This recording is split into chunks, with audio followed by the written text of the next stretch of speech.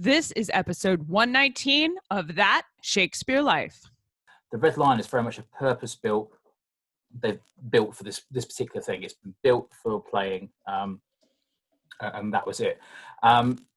It's kind of transitional. So it's like we're in that bit before you have a group of players residing at a particular theatre. This is very much built as like a performance space for a travelling group of players.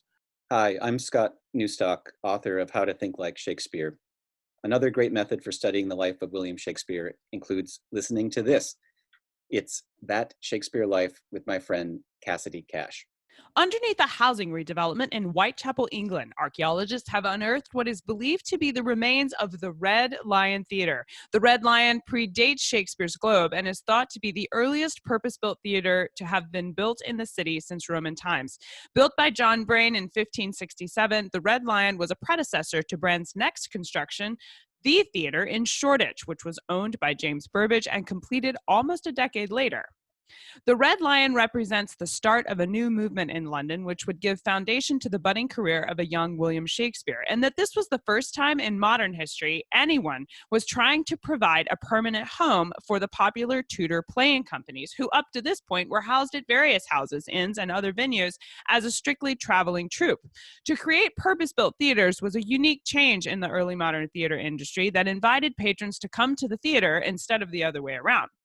Other than brief mentions in two lawsuits from the time period, there's not been much information to inform our understanding of this groundbreaking theater until now. In January of 2019, a team of archaeologists with Archaeology Southeast, part of University College London's Institute of Archaeology, began an excavation that revealed 144 timbers thought to make up the scaffolding of the Red Lion stage. The director of the project, Stephen White, is here today to tell us about the dig and what they found and what we know about the Red Lion based on their historic discovery. Stephen White is an archaeologist at Archaeology Southeast, UCL Institute of Archaeology. He has worked in archaeology for 14 years, predominantly in London, spanning Roman London city sites, Henry VIII dockyards, hidden tombs of archbishops, and the occasional large multi-phase site in East London. In 2019, he was the lead archaeologist on the project at Whitechapel, England, which uncovered the site of the Red Lion Theatre. Hello, Steve. Welcome to the show. Hi, how you doing? Did you begin this project expecting to find the Red Lion Theatre? Expecting is probably a strong term. I think ever hopeful, but I mean also equally we knew it was in the area potentially, but we weren't ever sure 100% we were going to find it. So the fact that we went through this 18-month long excavation and actually found it is very, very cool. Yeah, it is. It's awesome. What evidence did you have that helped you pinpoint this location as the probable spot for the Red Lion?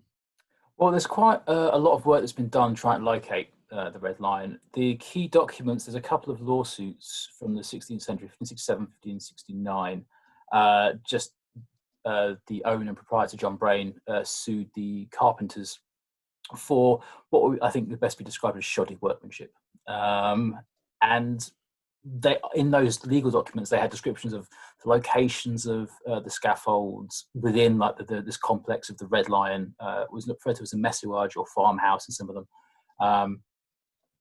So it had those. We had some land deeds as well that also referred to it. There's a couple of land deeds from 1688, I believe, and these two land deeds refer to the Red Lion on the periphery of the actual deeds locations as actual deeds of land. So we knew it was in the area, but as with all these things, it was trying to actually pinpoint it. Just that documentation was very, very hard. Charles Sisson is one of the people that wrote about trying to find this, and he said that the Red Lion Inn was on the south side of Whitechapel High Street and suggested that it was part of a small theatrical district, actually, within Whitechapel Parish, based on its proximity to other known performance spaces, like the Boar's Head Inn, which was nearby. Stephen was... Oh, I'm supposed to call you Steve. I'd messed that up. Steve, was Charles Sisson's identification of the Red Lion Inn proved correct by your find? Was he right about his description? It was definitely south of Whitechapel High Street. Absolutely.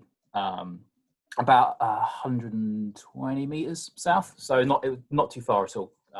In fact, there's some discussion where it would have probably been viewable.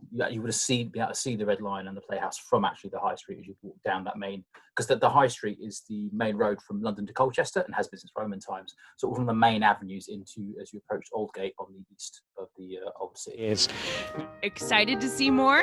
Subscribe today at castycash.com/experience to watch this entire interview, bonus archaeological footage, and documentaries, and more, all about the life of William Shakespeare. I'll see you inside.